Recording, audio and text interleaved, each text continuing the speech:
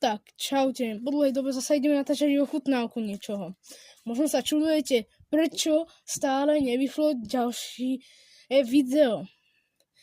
No, stále sa menšia komplikácia.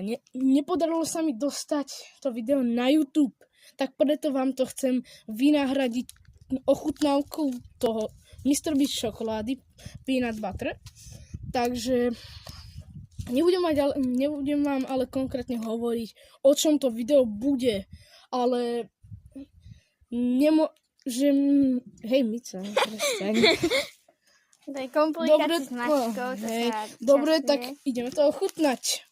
Takže otvárame. No už to asi konkrétne, ak vidím, otvorené bolo. Tak dobre, nevedel som vydržať, ako to bude chutieť, takže tu mám ten Mr. Beast nápis, takže tu máš poskok číslo 1, tu máš poskok číslo 2. Potom No tak dobre, dám si to ja.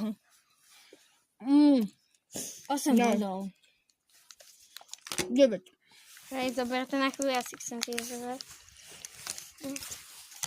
A keď chcete vedieť, ako to presne vyzerá, to rozmávam celé.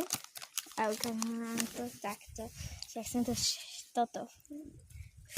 Ale nie celé. Hej, čo robí? Chcem to festo vystaviť. Dobre, tak zlom si to na poli. Ja. A jen dochutnáš. Tak. Je tam dosť vyvážna chuť tohto arašidového masla. A nečakal som, že to až také dobré bude. No, tak Ja ešte ochutnám. pre dnešok to... Hej.